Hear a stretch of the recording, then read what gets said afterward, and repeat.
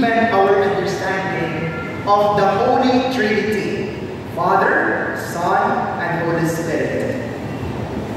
The Father sent the Son to teach us the way and the truth. Now, the Father also sends the Holy Spirit to enlighten us.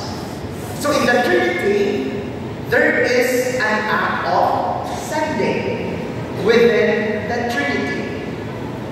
Now, friends, God has a plan to pour out and share His divine life and love. So the Trinity shares love to each other.